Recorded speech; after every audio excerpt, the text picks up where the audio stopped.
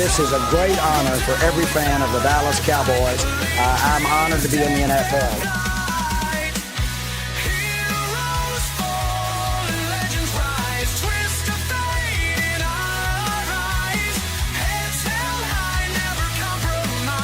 What can I say? Mamba out.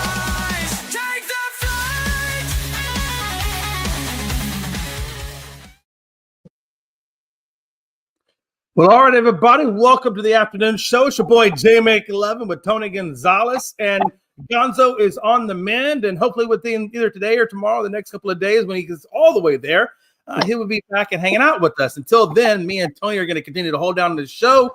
Lots of stuff going on in the world of sports, to be honest with you, Tony. Obviously, though, there are some sad stuff, and I know we'll get to that here in just a second. Yes, definitely. Unfortunately, yeah, in the NFL. But yeah, let's jump into some college football real quick. We got a few games here I thought we'd preview. First game I got up is IU at Penn State. Of course, this was a lot of people had a star on this to be a big game. Of course, Penn State, after losing to Oregon, I think their second or third game of the season at Penn State in overtime, it fell apart. It's crazy to think what would have happened if Penn State would have won that game. Would things have been completely different? I mean, would they still be undefeated or only one loss right now? Would that coach still be there? You know, it's kind of crazy that one game, you know, just kind of blew everything up. Yeah, I mean, we had a similar game like that. Obviously, the Florida game for Texas is what took us out of the rankings altogether. Yep. You know, I mean, as a matter of fact, I think when we lost to Ohio, that dropped us from first place to, I think, 11th. And then when we lost to Florida, that just put us down to like 20. No, it actually knocked us out of the rankings all the way around. And then we had to climb back into the rankings. So, yeah, no, you know, and again, you know, Tony, strength of schedule, all those things play a part of it, right? So I don't know. I didn't look at Penn State's full schedule, but you know, that strength of schedule, if you lose those key games, especially to anything that's in the Big Ten, it's difficult. It's difficult to climb back in.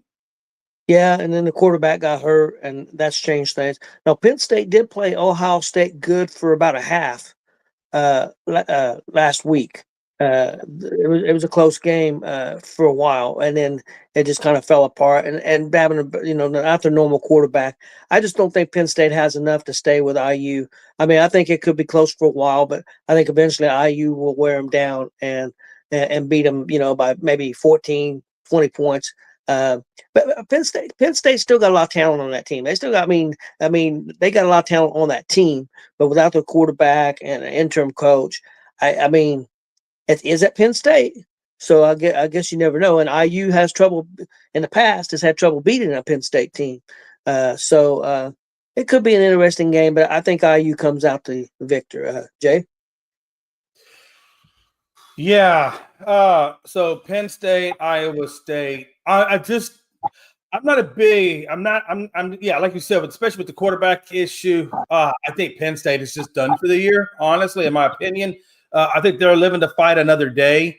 So because of that reason, I'm going Iowa State on that. And I'm not a big Iowa State fan, but it's IU. Or I'm sorry. Oh, apologize. For some reason, my brain, I guess I heard you say, I thought you were saying Iowa. I'm sorry. No. Now, since we're talking Indiana, that's a no-brainer. That's no brainer. As a matter of fact, if anything, if I'm looking at Indiana, I'm thinking to myself, damn. I'm not going to play my starters. I got to play my starters because I got to keep them in the rhythm. They have to have playing time to stay in the rhythm. I think for me, I'm thinking to myself, you know, if the game is going well and in hand, how long do I leave my starters in so I don't risk injury? You know, do I go a half? And if I've got a comfortable lead in the half, do I pull them and put my second strings in, you know? Yeah, last week when they got well ahead and got into the fourth quarter, they IU running the backup quarterback and a lot of backup running backs and receivers and players. So yeah, if they get well ahead and get to that fourth quarter, they have been resting players about every game once things gets out of hand. So that'll be interesting there. Next up, we got number 5 Georgia at Mississippi State. I think Georgia is at Mississippi State, but I think Georgia's just way too strong. I know Mississippi State give Texas a good game. Maybe should have even beat them, but I think Georgia's just going to be too much for them. So I think Georgia beats them by at least 2 touchdowns, maybe more, maybe 3. Jay? Yeah, I think when Mississippi State got a hold of Texas, I think we were in that process of turning the team around with the defense and Arch Manning at quarterback. But you're right. I mean, in all honesty, I'm surprised we pulled that out. I really thought we were going to lose that game to Mississippi State. That's how good they played us. But Georgia, on the other hand, Georgia's a lot further, or is further along than what we were when we played Mississippi State. But Georgia's always had a good team. They've had a good team forever, it seems like now. For as long as I've known them anyway. Yeah. But I'm taking Georgia on this. I don't think it's even close, man. I mean, Mississippi State had a good game against Texas. I think that was their bowl game, if you want to call it. But no, Georgia's going to handle them, and they're going to handle them well. I wouldn't even be concerned about that. The next 3 games we're going to cover should be really good games. This would probably, on paper, the game of the week. Number 7, BYU. Yeah. And number 8, Texas Tech. Oh, man. Texas Tech was impressed with early. They had that one bad outing, but at Texas Tech, they're going to be fired up. This is a playoff game, a must win for them for sure. Because they have one loss. BYU, I don't think has any losses. I'm going with Texas Tech here. I think Texas Tech wins by at least a touchdown. Jay, what do you think? Yeah, literally. I mean, you got number 7 versus number 8. I understand BYU's undefeated, but let's be honest, Tony. I know we've already had this conversation about BYU and the fact that they really have not played anybody truly. So I would tell you, I think this Texas Tech team is probably going to be the first legitimate test for BYU to see if this team is really legit or if they're just riding on the soft coattails of an easy schedule. I think. Yeah. So it's going to be interesting. I think if BYU takes out Texas Tech, then now we can say, okay, this team is a legit playoff team. How far they go, now that's another story. But to give this team or to give BYU credibility for being at the number 7 spot, they have to beat Texas Tech. Yeah. And same thing for Texas Tech. If Texas Tech wants to be considered taken seriously as well, then they have to be the BYUs and continue to push up the charts. So it's a credibility game, but I think this is more of a credibility game for BYU than it is Texas Tech. Yeah, I agree. The only thing is if BYU gets one loss with their conference and everything, if they win out, I think they still could have a chance to make the playoffs. If Texas Tech gets a second loss, I think they're done. So it's a must-win for Texas Tech. Now, Texas Tech, the question mark for me is and not a big question mark, but their defense had played really well at times, but it did fall apart against Arizona State. BYU's got a good offense. So I think it's going to be, can Texas Tech's defense stay with BYU's offense? I think Texas Tech can score points on BYU, but can Texas Tech hold BYU's offense down a little bit enough for them to win the game? I'm planning on watching this game. I'm kind of excited to see these two teams play. I haven't seen BYU play this year. I've seen Texas Tech a couple of times, so it should be a good one. One more thing real quick. When you look at BYU, another issue for me with BYU is in this soft schedule that they've played, if you go back to, I would say October 3rd, and you really go back even to, no, I didn't even go back to September 27th. September 27th is when they played Colorado. And you all know how bad Colorado is. Nobody takes Colorado seriously, but yet they only got them by 3, and then you go on to West Virginia, and they get West Virginia 38-24, which is a legit win. But then you go, I guess you look at Arizona but Arizona takes them to double overtime to get that win. And then the one ranked team that they do play in Utah, they only get them by 3. So I guess, and then you got Indiana State. Now they beat Indiana State pretty good, 41-27. But and then you come to Texas Tech, and then after that you have TCU, Cincinnati, and UCF. So like I said, I mean, this team has not really, truthfully, in my opinion, be impressive to be at number 7, but they are number 7, and this is the game. Yeah, I agree with you. I think they're too high at number 7, in my opinion. But I guess because you're undefeated. But like I said, they've got some tougher games coming on. I think Texas Tech beats them. I really do. And that's Texas Tech's defense falls down. But I think Texas Tech beats them by at least a touchdown. I really do. Next game up is could have been a really good game, but again, with Missouri's quarterback situation, I don't know. But we got number 3 Texas A&M at Missouri against number 22 Missouri. I like Texas A&M. I would feel if Missouri still had even their second string quarterback, because he played most of the season. The first string quarterback got hurt first game of the year, and Missouri still played well with their second string. But going down to the third string, I just don't think they'll have enough to handle Texas A&M, even though Missouri's at home. I like Texas A&M by at least I'm gonna say by a touchdown, maybe 10 points. What do you think, Jeff? Yeah, I know. Me and you've had this conversation about this game already, but I totally agree that I didn't realize when we had the initial conversation the first time that they were down to their third string quarterback. If Missouri had their first string quarterback in this, I would say that Missouri stands a good chance to beat A&M because they had played the season pretty damn tough. They were playing really, really well. But now you're down to the third string. And usually when you get to the third string, that's usually a developing guy, right? I mean, you're not talking second, now you're talking third. You're talking about a guy who's probably a freshman, right? Sitting there at the bottom, trying to work his way up the grid. So that can go one or two ways. They can get beat pretty good by A&M through the inexperience of their quarterback. Or the quarterback, because there's not a lot of tape on him, they don't know a lot about him, could come out and have the game of his life and propel them. So I don't know what we're going to get, but if I was a betting man, I'm going to ride the safe odds on this and say that A&M walked away with the win. Yeah, I think if Missouri has a chance, it's going to be on their defense, and it's going to have to be a lower scoring game. I just don't think Missouri can score enough points with a third string quarterback to be able to handle Texas A&M. Lots of run. One thing that was cool, I want to bring up real quick before we move on. I got to see Texas A&M coach. I didn't even know who this guy is. Eco, whatever his name is, for Texas Tech was on Pat McAfee today. And I tell you what, he was a good interview. And I didn't realize Texas A&M has done some things this year that they hadn't done in years. They beat LSU at LSU, and that is the first time since like 1994 or something like that. So I mean, they're doing things. And Jay, they claim that on Friday nights before their home games, they have what they call a scream session. Sounds kind of like a pep rally type thing. They said more people show up for that than show up for a lot of people's football games. Just on Friday night before the game. It used to be at A&M. A&M was always known for their bonfires. That's what they were always been known for. And then they had a bonfire one year they got away from them. I'm sure we all remember that. And then I don't know if they still do that bonfire anymore. I know they kind of stopped it for a while. I don't know if they resumed it, but A&M has some really cool traditions at that school. They always have had some cool traditions at that school. The only thing I would tell you, I don't get too hyped up on the LSU thing, only because of the fact that LSU's in a complete disarray right now. Yeah. If this was LSU from last year or any of the years with Jaden Daniels or any of those other LSU teams, I would put a lot of credibility behind it. But we all know that LSU is so bad right now. It's ridiculous.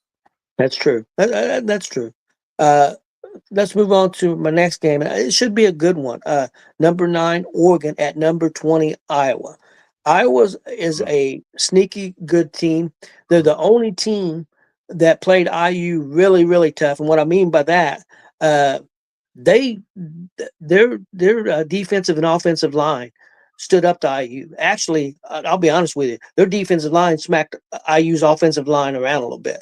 Iowa was in that game. They just didn't. Iowa just don't have a quarterback that can score enough points to be an elite team. If they can get that figured out, their defense is an elite defense. Their defense is one of the better defenses in college football. I'm going to say maybe a top 5 defense. Of course, that can change sometimes. If your offense can't do anything, your defense stays on the field all the time. You might give up some points that you normally want. But this is going to be an interesting test for Oregon as at Iowa. I just don't know if Iowa could score enough points to beat Oregon. But man, I wouldn't be shocked if Iowa would beat Oregon. I'm not going to predict that. I'm going to go with Oregon and their offense to squeak it out. But I would not be shocked if Iowa pulled the upset off because it is at Iowa, and that's not an easy place to play. But I will take Oregon, but I'm going to say by a touchdown or less. What do you think, Jay? Yeah, it's funny. Iowa, I think Indiana can actually say that they own Iowa because Indiana State and Indiana University both beat them. Now, close games. Both games were one possession wins. I think Indiana State got them by 3, and I think you guys got them by 5. It was Iowa State, not Indiana State. Oh, is that I never know that. Is that Yeah, Iowa State? Iowa State beat Iowa early in the year. By field goal. Okay. I'm sorry. I don't, Tony. No offense, man, but I ain't really paid too much attention to Indiana or Iowa or any of them in football. Sometimes when I see them little insignias or their logos, whatever, I get them confused. So I apologize. But either way, I don't care. Iowa still sucks. I'm going to roll with who's Iowa playing again? Oregon. Yeah, I'm going to roll with Oregon. And the reason why I'm going to roll with Oregon on this is because Oregon can't afford to lose this game. No. I think if Oregon loses this game, Tony, they got one loss. I think they'll stay in the rankings, but they're going to be out of the playoffs if they lose this game because they don't have any other games. I take that back. I think they have so they play Iowa, and then they play Oregon plays Iowa, Minnesota, USC, Washington. Now, USC is 19 and Washington is 23, but I think they have to win this game. If they lose this game, it's going to drop them out of playoffs, and there's not a team one that they're playing that can get them back into the playoffs because they don't have high enough rankings to move up. Yeah, I think they could have a slight chance, but it wouldn't be good. I wouldn't count on that. If they lose this game, even if they win out, I wouldn't. I mean, they could be the first team out. You know what I mean? If out of the playoffs, I mean, I think it could get close, but I think they've got to win this game. I really do. And Oregon just moved over to the Big Ten, correct? Yep. A couple years ago. So yeah, that's what I'm saying. So if they lose this game here, I don't think they can get into the Big Ten championship game. And I just don't think if they lose this, they don't get into the Big Ten championship game. I think they still would have a slight shot to get into the playoffs without the Big Ten championship. But I wouldn't. I think they've got to win. I think they've got to win out. I wouldn't want to take that chance of having a second loss. If they have a second loss, it's going to be borderline whether they get in because they will have. I mean, Minnesota is 5-3, decent team. They're decent. They're not great. Of course, you got like you said, I believe USC, which is ranked, and Washington, which is ranked. Washington's a pretty good team. Not a great team, but they're above average. Both those teams are above average. They're top 25 teams, but they're lower 25. They're not top 15. So if you lost and you won those games, let's say Texas loses the next 2, that knocks Texas out. So I mean, there's still a chance, but again, I wouldn't say it was a good chance. We were talking about Minnesota before, and then Big Len, I'm gonna get you on this, but just real quick, since we're talking about them playing Minnesota, the only good thing I've ever known that came out of the Golden Gophers was that TV show Coach. Yeah, it was a good show. That's the only good thing I've ever known that came out of that damn program. Big Len, what do you think, man, about this game, man, in Iowa and Oregon? So I think Oregon wins. I don't think Iowa has enough offense to be able to run with the big boys in that way, They've got the defense. They've got the defense. If Iowa could ever figure out their offense, man, they would be legit. Oh yeah. That's a problem. It's always been that way, Yep. It has been for a long time. Next game, guys, is LSU at number 4 Alabama. I would give LSU a chance if it was at LSU. I'd give them a shot. I give no shot at Alabama unless Alabama just plays a bad game like they did against South Carolina. Now, if they do that, then it could be a ball game. But I expect Alabama to beat them by at least 10. If they don't beat them by at least 10, but it is a rivalry game. LSU and Alabama is a big rivalry game, so you got to take that in consideration. But I think Alabama's got too much going on for LSU right now. What do you think, Jay?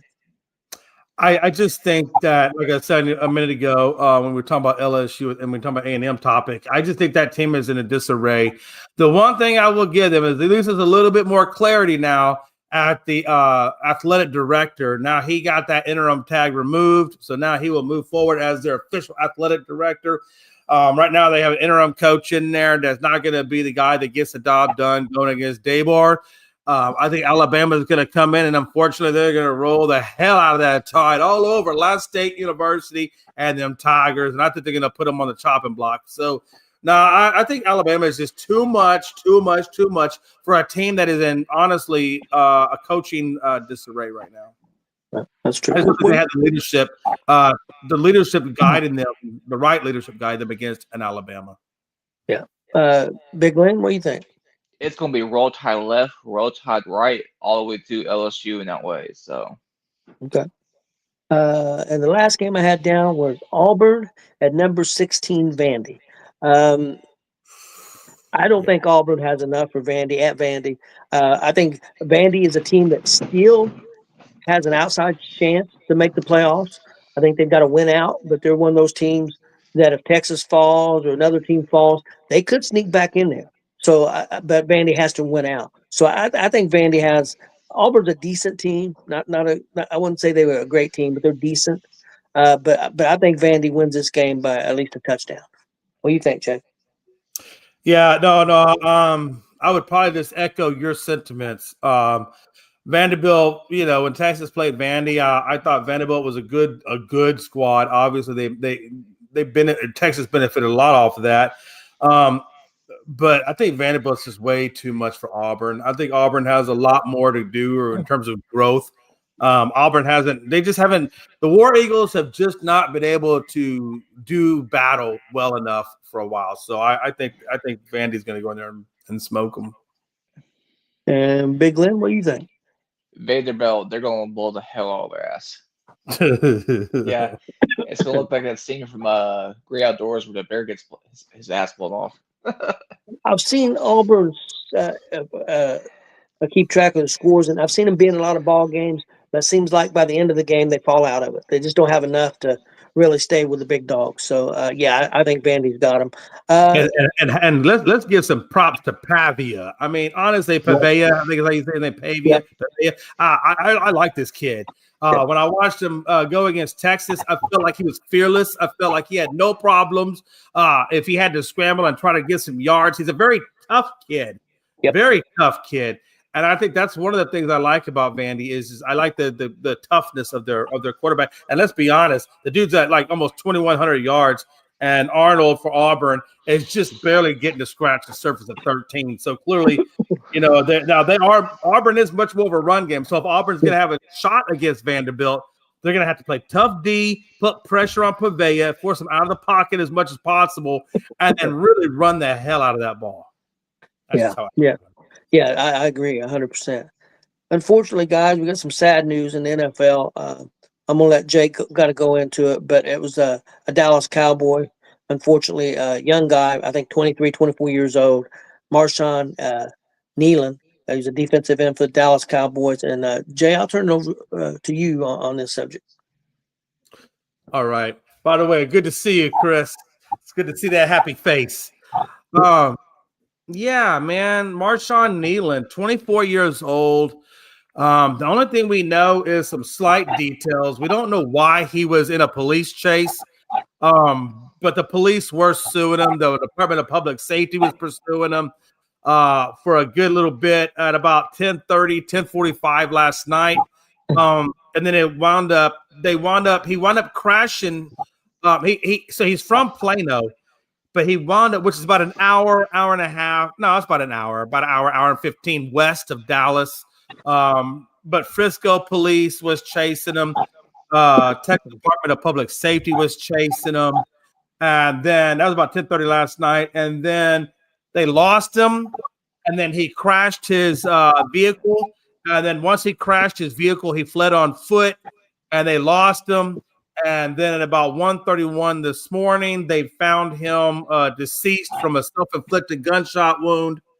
And that's really about all the details that are known at this point. Nobody knows why he was fleeing the scene. And they did say that before the crash that he was talking about suicidal ideations. So he was hinting that this was going to happen. So I don't know what was going on in Marshawn Nealon's mind. Again, 24-year-old kid. I don't know what kind of problems he was facing to give him suicidal ideations, running from the law and things of that nature. Who knows? We're not going to know that, at least not for right now. But as of right now, that's all that's really known on the case. But again, the takeaway for me is it's just sad to see a young man, 24 years old, who basically had everything in life going for him, and then this is how his life tragically comes to an end. It sucks. Yeah, it does. Prayers go out to his family, and I know I seen where they said he had a girlfriend, and prayers go out to all his friends and family. A very unfortunate thing. Chris or Glenn, you guys got anything to say on this? And not, we'll move on. Prayers to the family. Yeah. Since Chris come in, I'm gonna let him give some thoughts on a couple of college games, and then I was gonna let him also give his thoughts on the NFL trade deadline before we went to Thursday night football. Chris, couple of games. I think of course IU plays Penn State. I mean, I think you feel pretty confident in IU, but a couple of games I did want to ask you about. The first one is number 7 BYU at number 8 Texas Tech. What's your thoughts on that one? Who do you think is going to win this one? I think it's going to be a good game, but I honestly think Texas Tech is going to beat BYU. Yeah.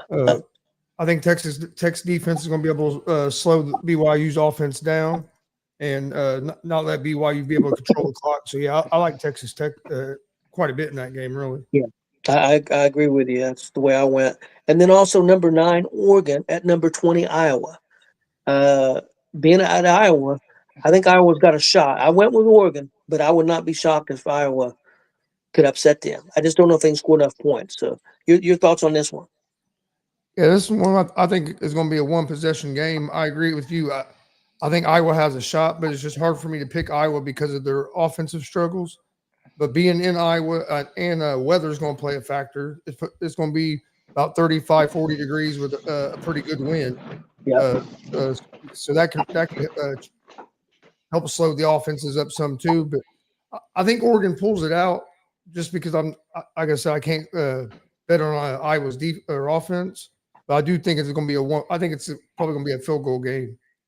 Okay. And then one other game I was going to ask you about, number 3 Texas A&M and number 22 Missouri. It is at Missouri. I think Missouri's down to the third string quarterback. I think Texas A&M just has too much for Missouri because of that. What do you think? Yeah, if Missouri was full strength and had their quarterback, I would probably take Missouri in this game. But with not having their quarterback, I have to go with Texas A&M. Okay. And I did want to get your thoughts on the NFL trade deadline. It happened a couple of days ago. First, your thoughts on what the Colts did. Then secondly, how you feel about what the Jets did and how you feel about what Dallas did. So the floor is yours. Well, I loved what the Colts did. I know some people think we gave up too much, but that all depends on how much do you put on talent or develop talent, and how much do you put on talent that you have to develop. And a lot of times you get talent you have to develop, you don't know what it's going to turn into. So to me, if you pay a little more to get a guy that's already proven and and you know what you're getting, it's worth the risk. We done it with DeForest Buckner a few years ago. It worked. It's worked out for us. Those 2 draft picks, everybody's making a big deal out of 2 first-round picks. If things go like you plan on them going, then we're going to basically be second-round picks because they're going to be between 27 and 32 of the first round. So if things go like you plan. Now, if something happens and you finish last, then that pick is worth a little bit more. But I mean, we're 7-2. Everything goes good. That pick next year is going to be between 27 and 32. So it's basically a second-round pick.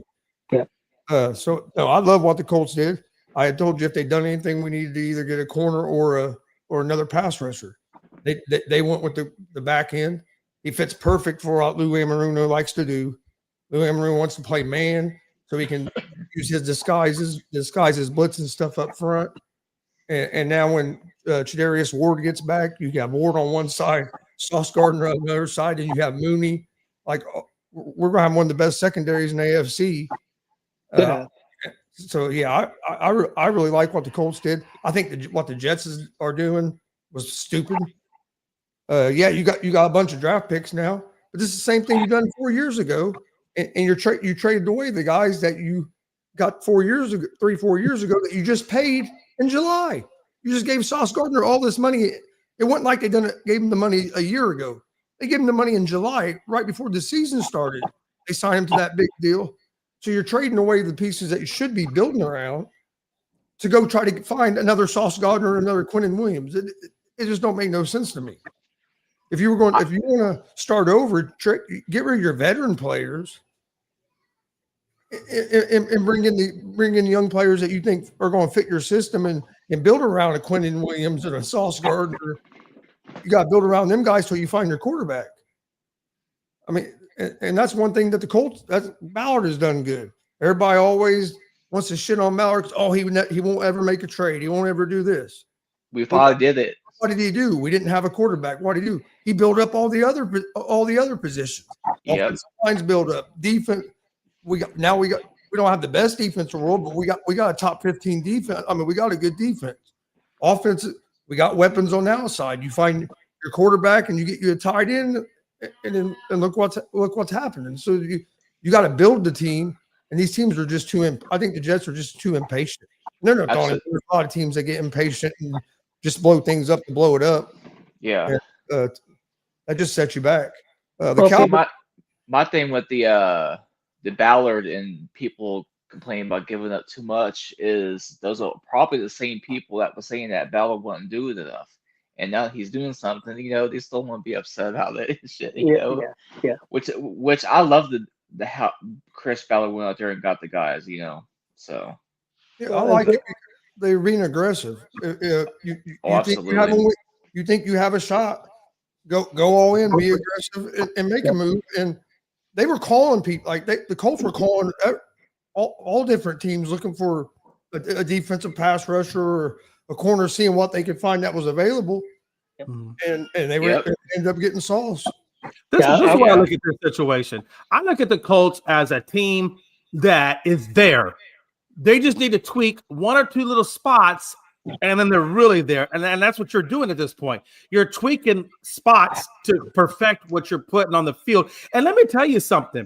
When it comes to draft picks, they're possibles. They may or may not pan. We've seen first round picks. Take Macy Smith, for the Cowboys. Didn't pan out. Trade him a lot. So possibles. Picks are possibles.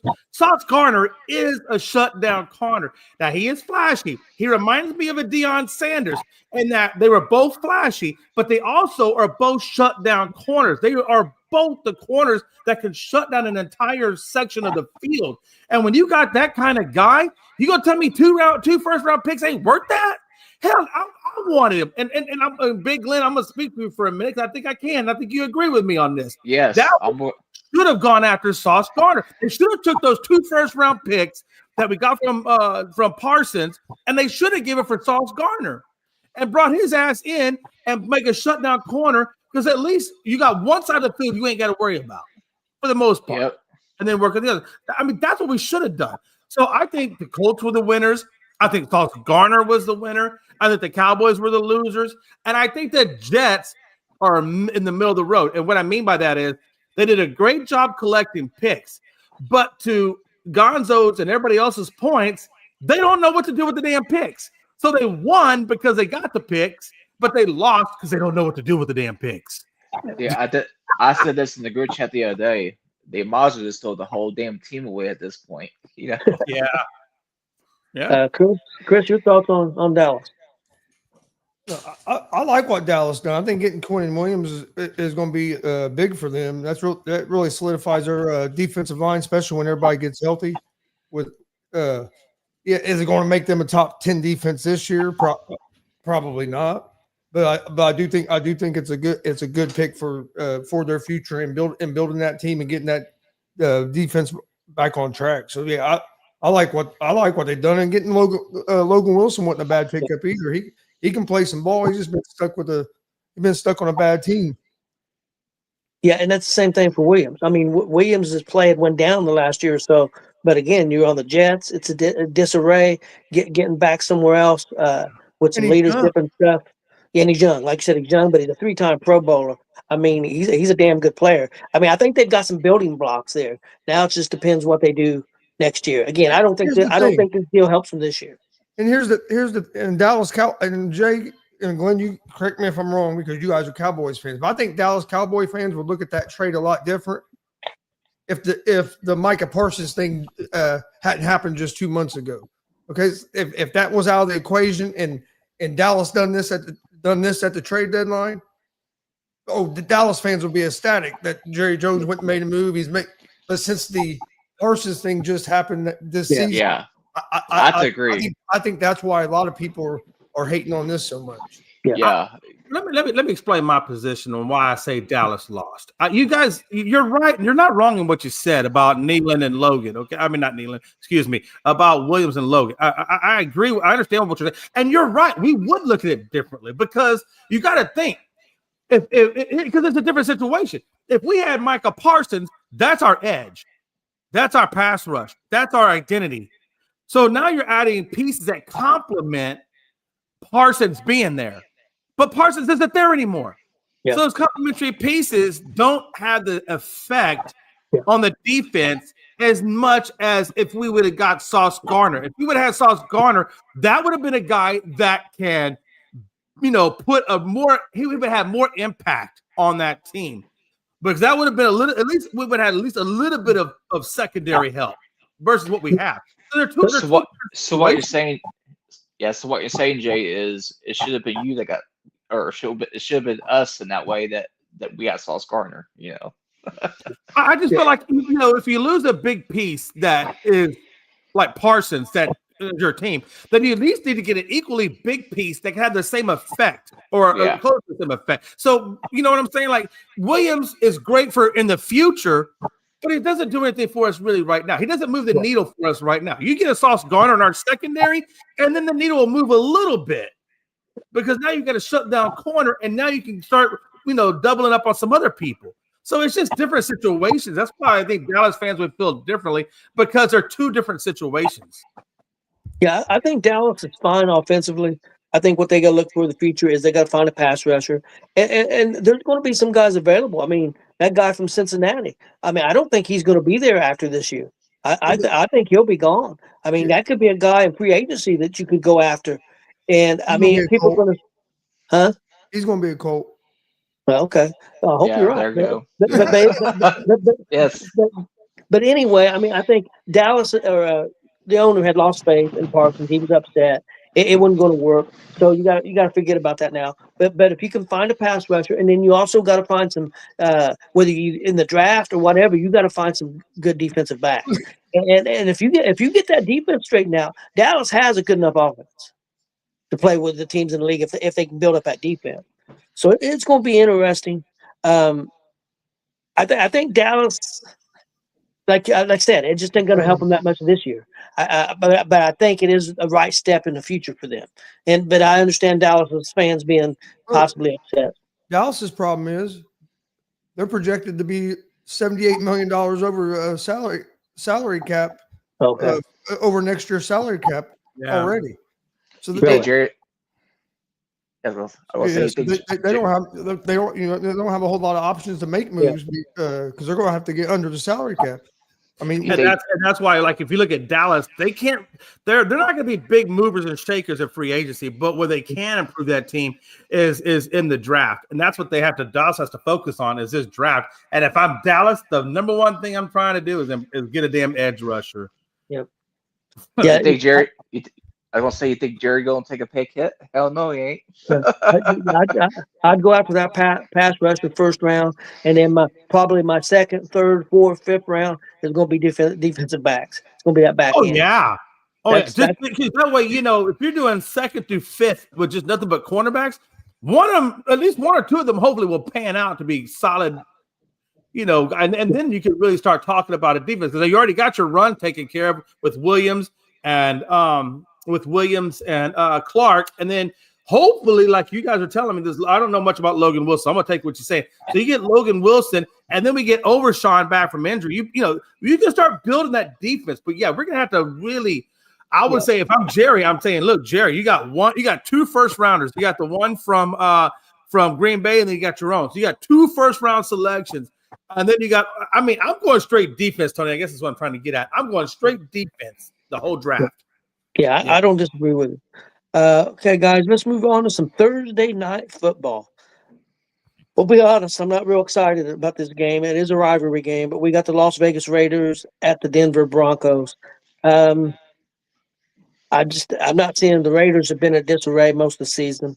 It is a rivalry game, like I said, so it could end up being good. But I think the Broncos can struggle on offense sometimes. But I think the Broncos win by at least 10 to 13 points. Jay, what do you think about this one? Yeah. Who the Raiders playing again? Raiders are at Denver Broncos. Oh, that's right. That's right. This is our Thursday night game. I'm sorry, my brain goes left.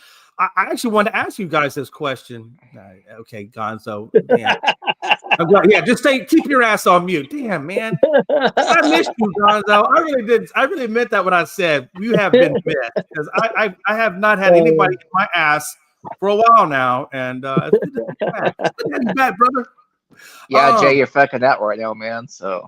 Well, I tell you what, man. What am I not? My whole life is based on that. I mean, I was born that way, crying out loud. But no. Okay, look. Here's the deal. Number one, Denver's going to get this win. Okay, let's just get that out of the way. Denver's going to get the win. My question is, how many points? Fantasy. In terms of this game, I'm going to ask you guys this: what do you guys think of J.K. Dobbins? If you had to play J.K. Dobbins or Metcalf, who would you put it? Because I'm going to tell you right now, Denver's going to win this game. It's not going to be. Raiders are where they are. But I got to play either J.K. Dobbins or I got to play Metcalf. And I have not been, I'm going to go with J.K. Dobbins. Metcalf's been so hit and miss lately. Never mind. Don't worry about that question. I apologize. This is my brain. Look, it's not my damn fault, Gonzo. I was born at an army hospital, and they had forceps, and they squeezed the shit out of my brain. What do you expect? had trouble getting that big head out of that cooter, huh? It was big. It was a big head. It was a big head. No, I guess to answer your question short and sweet, and then Gonzo can go. Look, Denver's going to take this. They are the top of their division, and Vegas is at the bottom, and there's a reason for that. Vegas is struggling to find their identity as well, I believe, and they're rebuilding. And I think right now it shows. Okay, Chris, what do you think? I don't know. I mean, I don't think either of these teams are any good. The Raiders are terrible, and the Colts haven't beat nobody because we're no good. So that means the Broncos are a terrible team too. So, no, seriously, I think the Broncos win this game by 2 scores. Broncos defense is going to cause Geno Smith trouble on the with the Raiders offense, and then the Broncos offense. Bo Nix over the last couple of weeks has started playing a lot more consistent than what he was at the beginning of the year. Yeah, I expect being in Denver. I expect they have the spread at 8.5, and I think the Broncos cover that. I think they win probably by I'm gonna say 2 touchdowns. Big Glenn.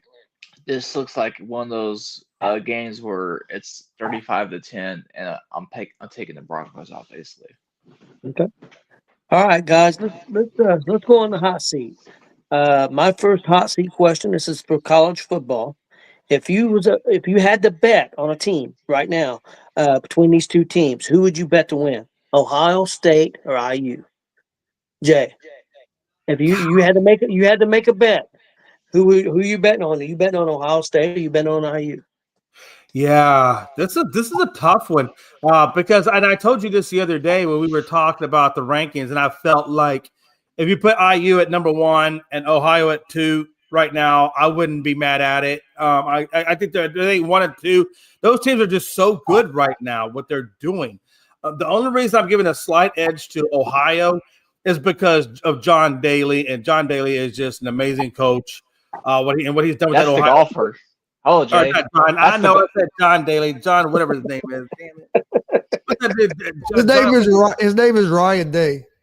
Yeah, Ryan Day. That's what I said. Daly. No. Hold up. Hey, you had the D right. Hey, look, I told you I was squeezed with forceps. I mean, I know. Hey, Was that not the disclaimer? I Jay know. said was squeezed with forceps. Okay, I know. calm I know down. we're Cowboys fans, but we got Calm to keep down. this. I have. Come on. What So the hell? no, Wait a minute. What the hell did you smoke before the show? I didn't I know. know. Man, Hey, Well, if you did smoke before the show, you need to start smoking before the show because you're everywhere today. yeah. I tell you what, man. I know we're Cowboys fans, but as far as the day's concerned, we got to take the L out of our mouth in that way, you know. Oh, there's a lot of things we got to take out of the mouth, and then insert it back into Gonzo's. But that's besides the point. No.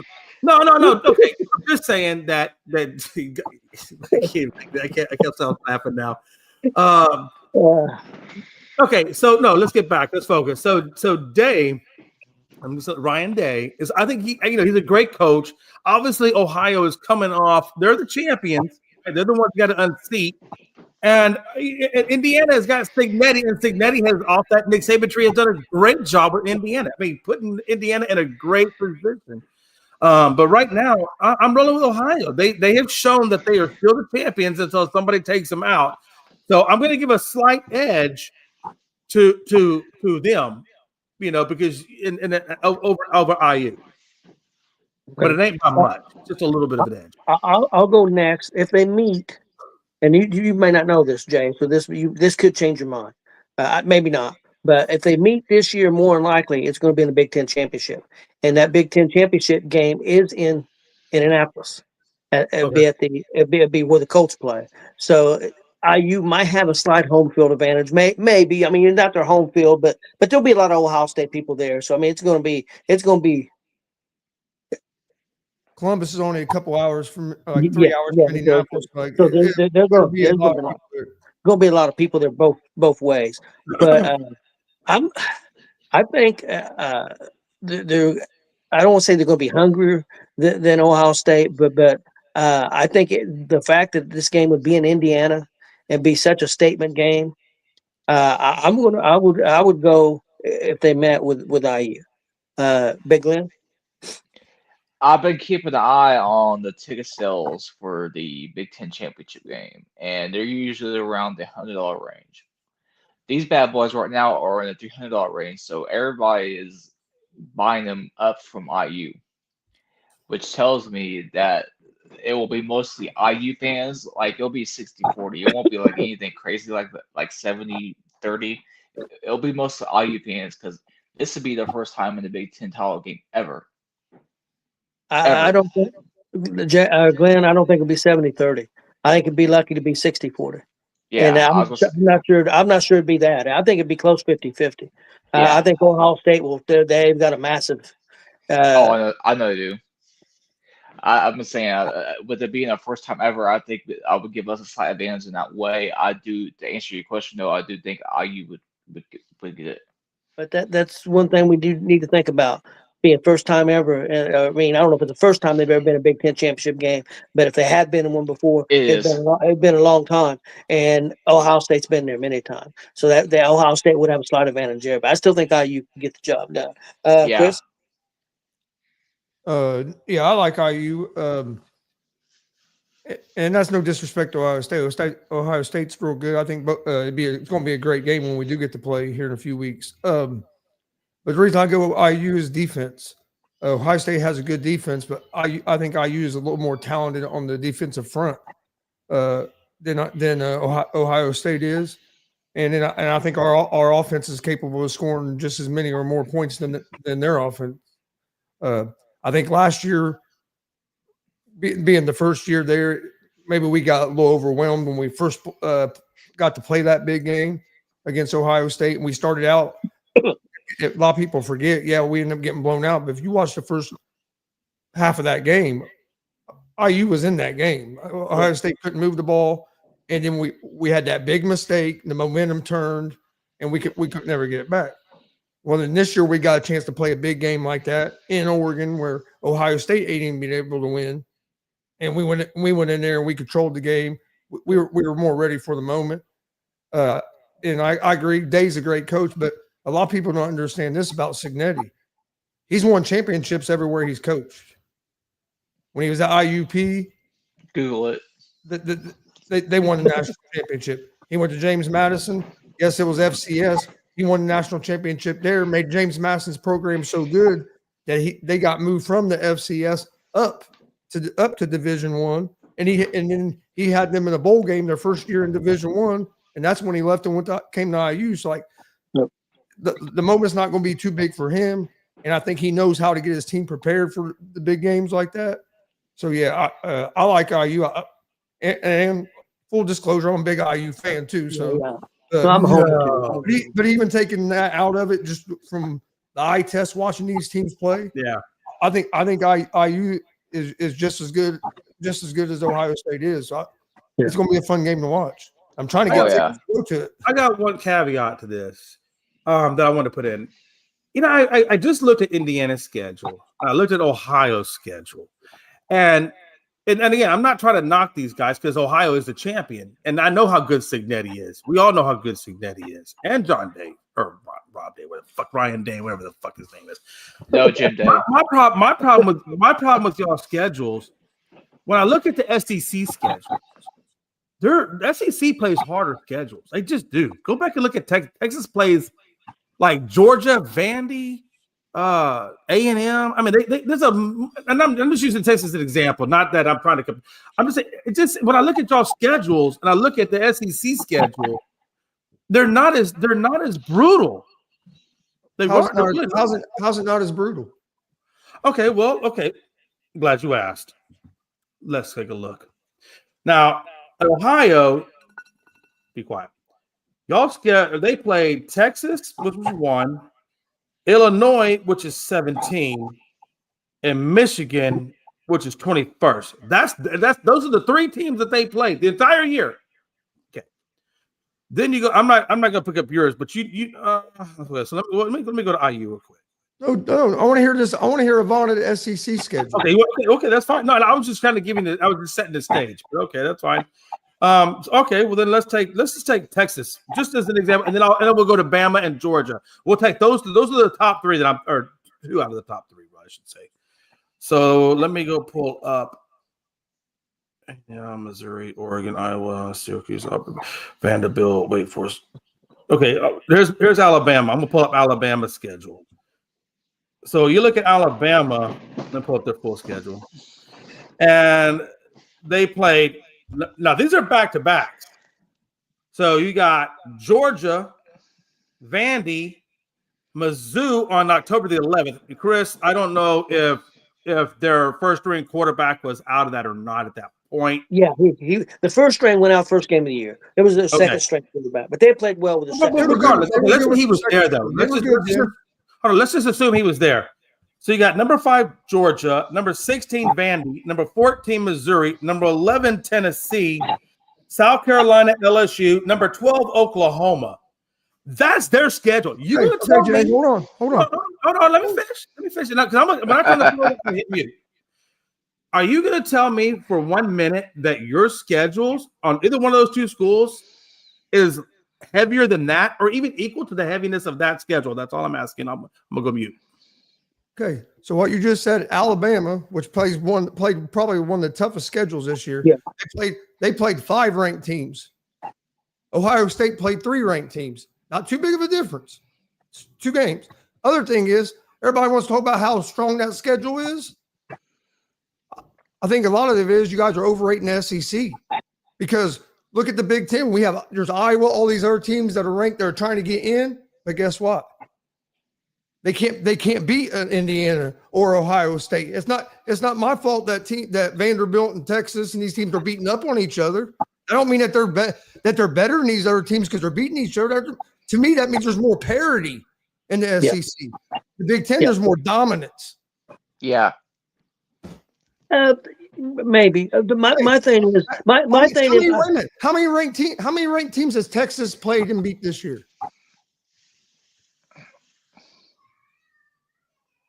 I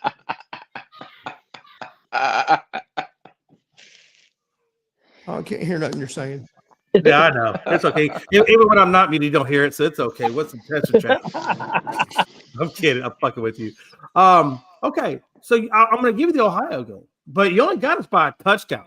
And we had a hold on. How many ranked teams have you played and beat this year? Oh, okay. So that's Vanderbilt and I forgot the other one we beat. Because most of our ranked games are towards the end. We still got to play A&M, and we got A&M and Georgia coming up. So right now, I would say ranked. We've beaten Georgia, we Oklahoma and Vanderbilt. So you have the same amount of rank. I think Oklahoma was ranked. You have the same amount of rank. You beat. Well, actually, we beat 3 ranked teams this year. So IU's beat more ranked teams than Texas has. But I think our schedule coming from a perspective. Wait a minute. But our schedule is a lot weaker. Okay.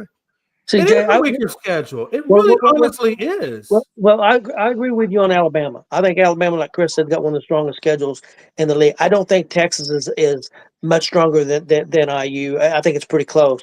And they do play some teams at the end. I understand what you're saying. Same thing with Vandy. Same thing with Georgia, Mississippi. I think they're fairly close. I do think Alabama. But another thing you got to remember, Vanderbilt and Missouri, started the season. I'm talking about wasn't seen as ranked teams. They came in and played themselves into being ranked, and that's why I think there's a lot of parity. There's definitely a lot more parity. The overall, the SEC overall is a better league than the Big Ten overall, as far as more top team, more parity. I mean, there's 7, 8, 9 teams in the SEC that are pretty strong teams. And Big Ten, I'm gonna say maybe 4 that I consider fairly strong. So, of course, Penn State taking that big hit. I mean, a lot of people thought, everybody thought Penn State was going to be in there. So that kind of changed perspective, but they're not. So this is the way it is. But I think SEC is a better conference. I won't personally, I won't argue that. I don't think that they play. I don't think Texas. I do think Alabama plays as good a schedule. It'd be hard to find anybody that plays a tougher schedule than what Alabama's played this year. Hey, Gonzo, man, you know what we should call Jay? Jay Feinbaum.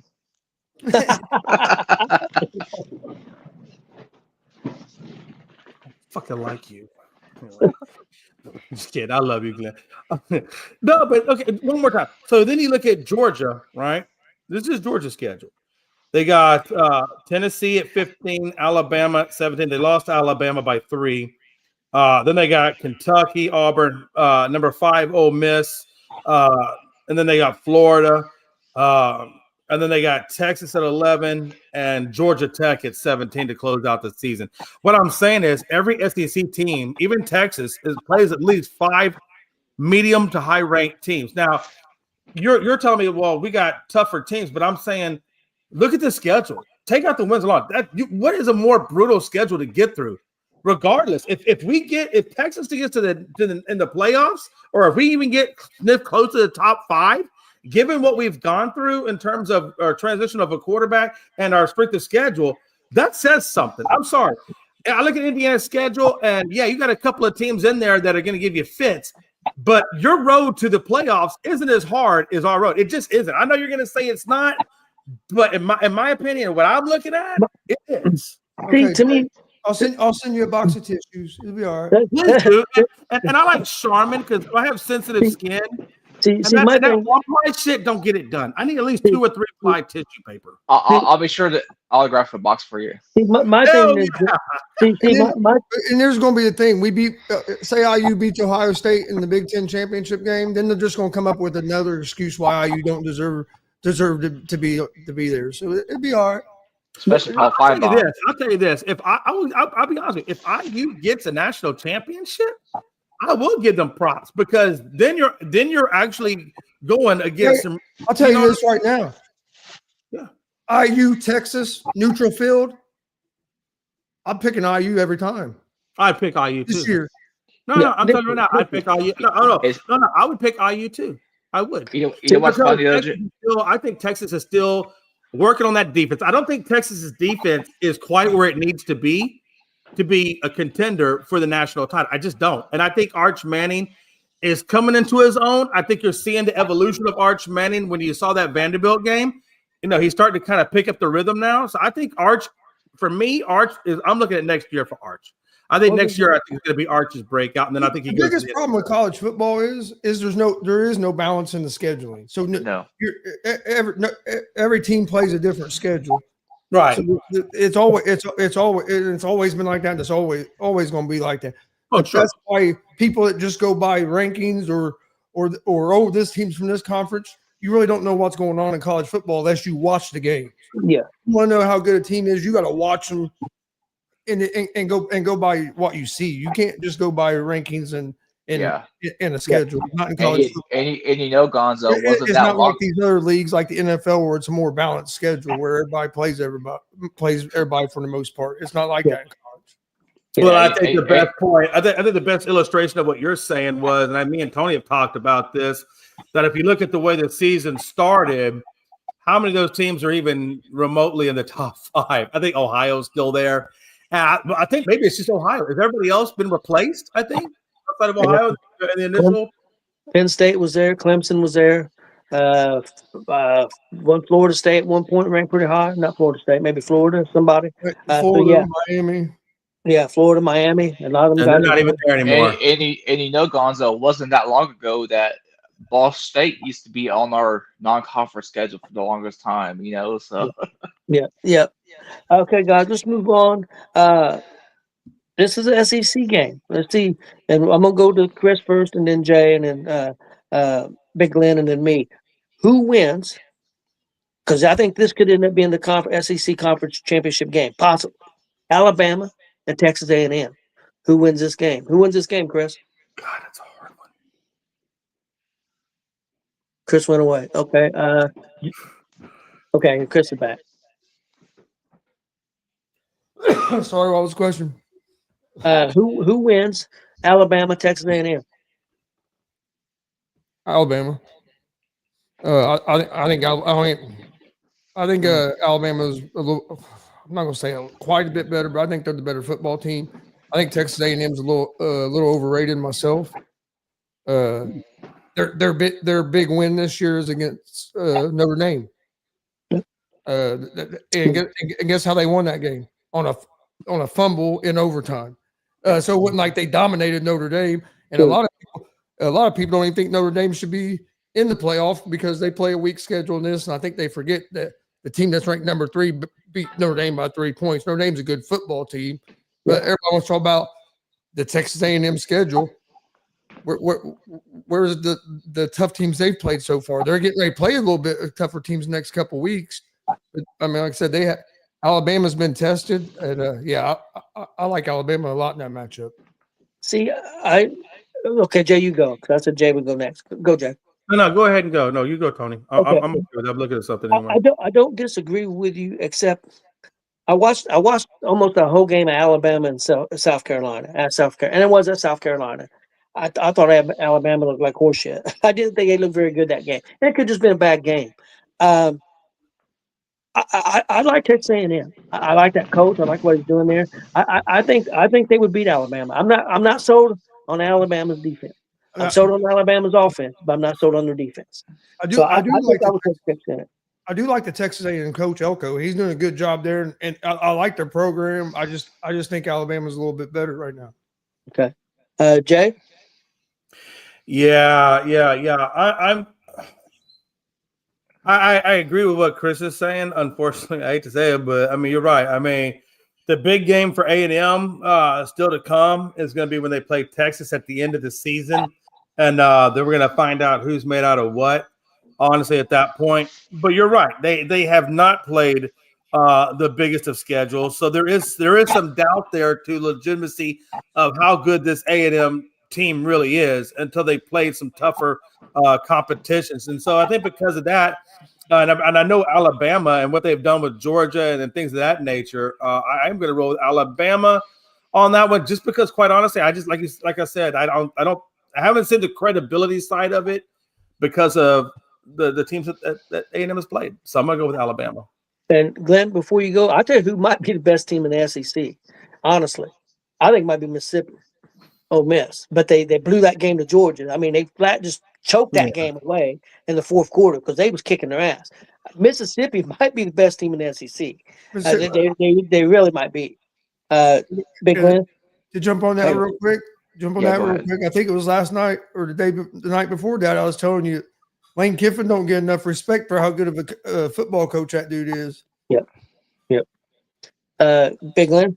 Texas A&M is going to win this game on Saturday. So with the game being at Texas A&M, I'll take the This is Big Lynn. Just so you know, this is Texas A&M and Alabama if they played. They're not playing this weekend. I don't know why I was thinking that, but I think A&M would win. I think you and Jay had a smoke session before. I guess so. Okay. Hey, okay, listen, guys. I don't know. Out of the four of us, I think me and Glenn probably got the most disabilities here. Not to say y'all guys don't have disabilities, but I think our disabilities are more mental, where I think your disabilities are more physical. Not that Glenn doesn't have physical disabilities. Okay. Yeah. All right. Okay, guys. My next question is: right now, in your opinion, this is your opinion, who's the best NFL quarterback right now in 2025? Don't go by the past. Don't go by what they did in 24, 23, 22. Right now, who is the best quarterback in the NFL? I will go first. In my opinion, it's Matthew Stafford. I like what he's done this year. I think he's done it quietly. I don't think he gets enough credit. Big Glenn, your thoughts? Stafford. Okay. Jay? I like what Stafford's doing, but I really like how Sam Darnold has resurrected his career, and I really like the way Baker Mayfield attacks the quarterback position. Right now, just because I like tough quarterbacks, I like passionate quarterbacks. I'm actually gonna roll with. I want to roll with Baker, but he just hasn't done enough yet. So I'm gonna roll with Darnold on this one. Okay. Chris, who's the best right now in 2025? Who's the best NFL quarterback? Yeah, you stole mine, Matthew Stafford. Okay. I think he's the best quarterback in the NFL right now. I've felt that way the last couple of years. Yeah. If you watch that dude throw the ball, he can make every throw. He's tough as hell. Yeah, I've always been a big Stafford fan, and I would go with Stafford. But to Jay's point, Sam Darnold is balling right now. Sam Darnold should be, in my opinion, in the league, right there in the league for the MVP, and he's not even really getting talked about. Yeah. If you watch that Seattle Seahawks offense, he's not dinking and dunking. He's that dude's making some throws. So definitely have to give Sam Darnold some respect. One thing on that Sam Darnold too, Gonzo, is now that was before they got Rashid Shaheed, and now that they have him and the amount of speed that comes with that guy, I think that's going to open up the offense for the run game, and I think that's going to give Darnold another big time receiver to throw to. I'm curious to see where he goes from here. Okay, guys, got three more questions here for the hot seat. This next one, we're gonna let Jay go first, and we're gonna let Glenn go second. Right now, would Dallas have a better record if they had never traded Parsons? Would they have a better record right now if Parsons was on that team, or do you think they'd still be in a tough situation? Jay. I absolutely do think they'd have a better record. One of the biggest things that Parsons took with him was the identity of that Dallas Cowboys defense. When you lose the edge rush and you lose the versatility that in which you can use a guy like Parsons, that is a big loss. Matter of fact, they weren't last in defense like they were now. Which I think now they think the Bengals actually took that from them.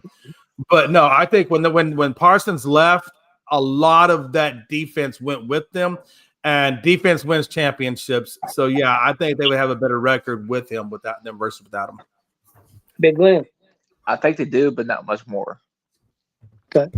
I think because I think their defensive backs still suck, but I think with Parsons being on that team, that helped covers it up some.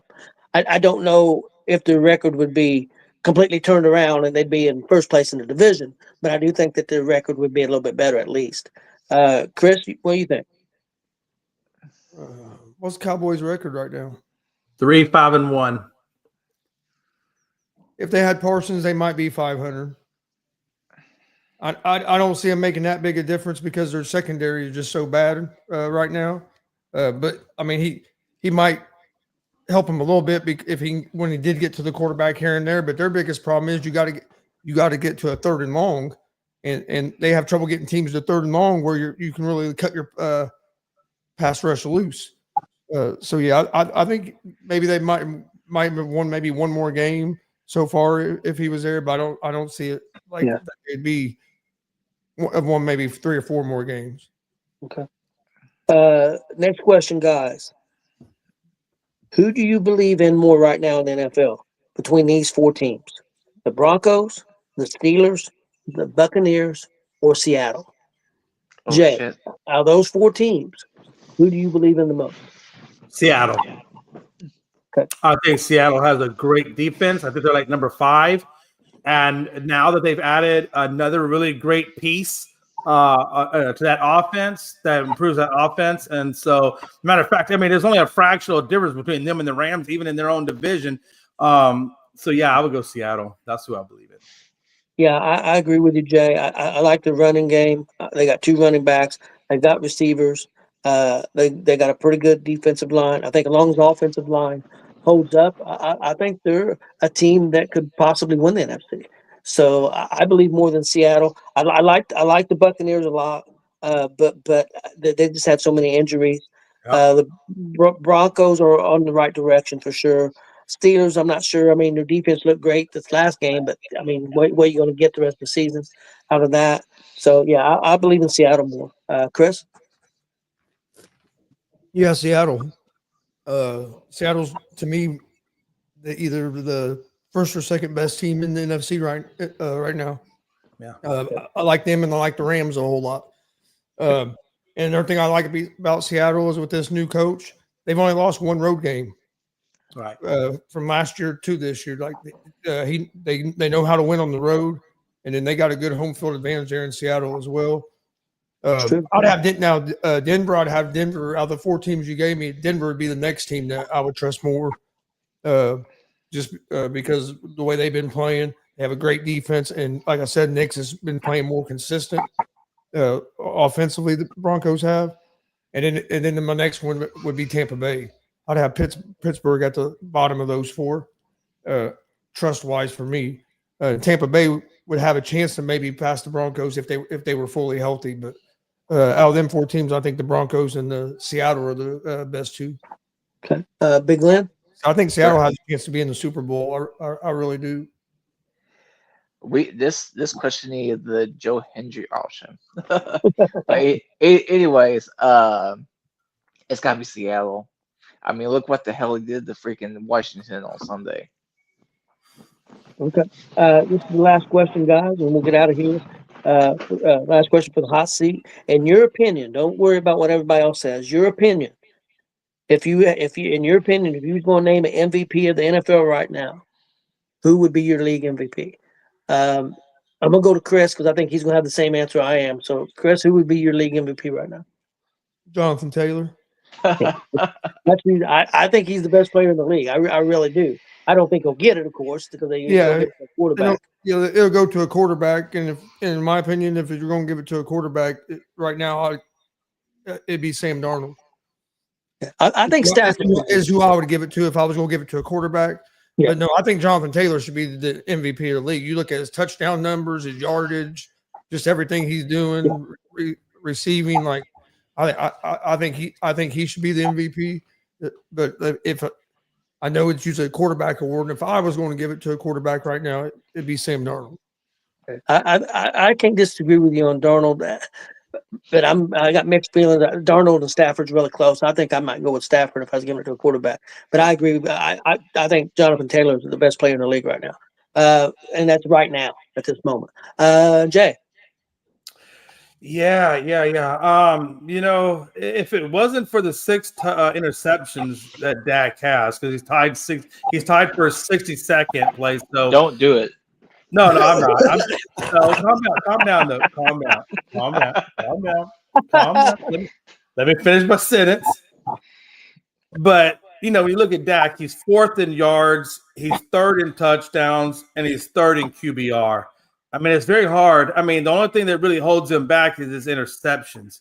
I know a lot of people will say a lot of bad things about Dak, but when you look at Dak in the regular season, he is, he does do very, very well. But no, I can't pick Dak though, because I just said a second ago about Darnold, and we talked about best quarterback. So it is going to be Sam Darnold for me. Okay. And Big Glenn. Jonathan Taylor. I mean, I've been watching his games all year, man, and yeah, but we know that unless he breaks the rushing record that Adrian Peterson set when he won the MVP, I don't think they're going to give it to the running back. I think the only reason the running back doesn't get the MVP, and again, Jonathan Taylor is very well deserving of it. Trust me, I believe that. He's an amazing specimen all the way around.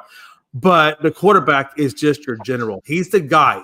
We don't talk about running backs when we talk about, what gets you there. It's always the quarterback that we talk about. And so because he's the main line and distributor of the rock, you got to give it to him.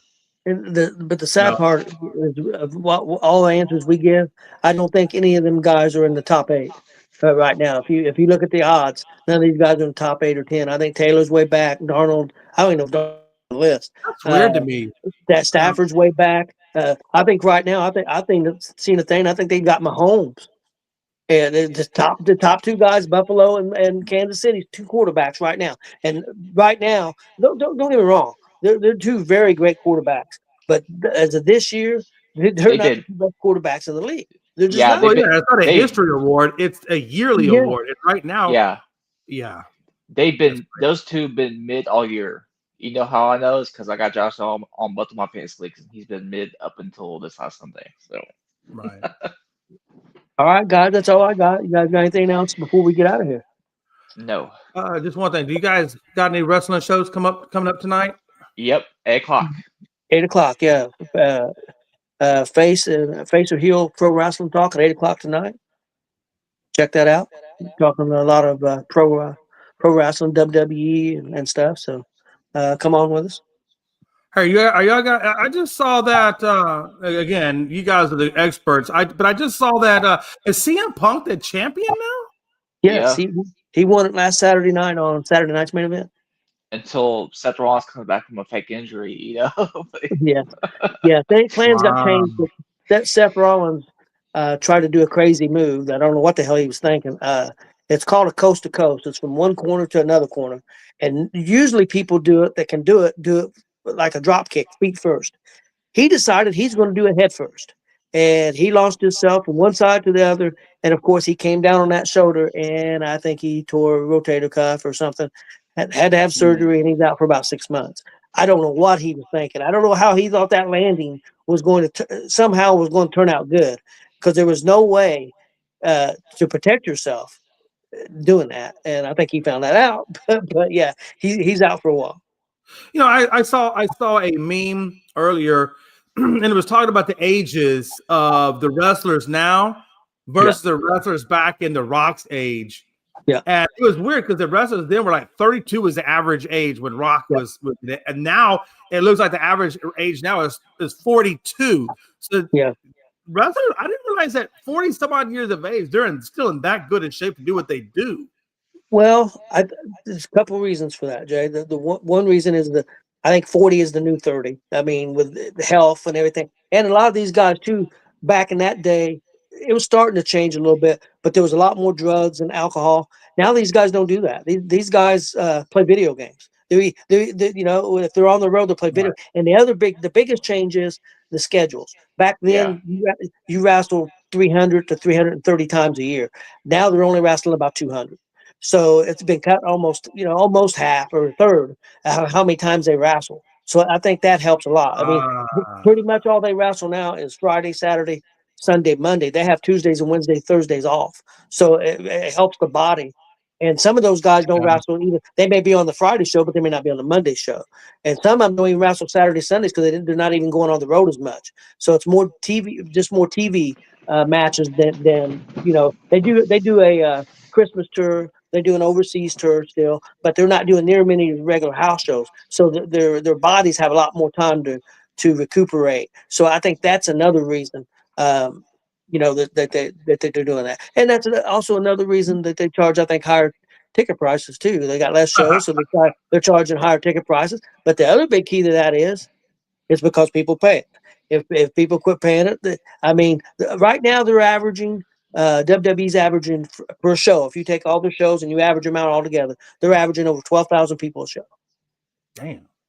So that's pretty good. And it just came out for the third quarter of this year. WWE was up 23%. Yeah, I saw that. They was up 23%. Not down 23%, up 23%. Yeah, they was up 23% in profit. WWE was. Now TKO together, who owns WWE and UFC and everything, they were down. UFC was down. UFC's down 8%, but WWE was up. They made over $421 million this year. No, that quarter. That's just that quarter, Jay. Just for the third quarter. That's not counting the second quarter and the first quarter and the fourth quarter still to come. So WWE's still doing. How much was the number? So you said over 400 mil? 421 million for the third quarter. So that's over 1.6 billion for the year. Yeah, that would be. Oh yeah. God, what a time to be alive. I didn't realize wrestling has definitely come a long, long way since the days of Hacksaw Jim Duggan. Yeah, I tell you what, man. I know they made it pretty paying off me this year between Rumble and WrestlePalooza. Yeah, UFC was down 8%, and I think they only made 322 million for the third quarter, and they were down 8%. So wow, that's crazy. All right, we're gonna get out of here. We already kind of done over our time, but we appreciate everybody for hanging out with us. Always good to have Gonzo back in the fold. I know he's still a little bit under the weather, but it's good to have him here. We have been missed. And until next time, make sure you check out Face the Hills, correct? Tonight, you said at 8? 8 o'clock. 8 o'clock. So make sure, is that Central or Eastern? I'm assuming that's Eastern. Eastern. So 7 Central, 8 Pacific. Eastern. You hush your mouth over there. Make sure you give those guys a like and subscribe on GSR Gonzo Sports Room. They will definitely appreciate any subscribes you guys throw their way and likes as well. Also for Elite Sports Entertainment Network on our YouTube page, we certainly appreciate it. And until tomorrow, y'all have a good one. We outie.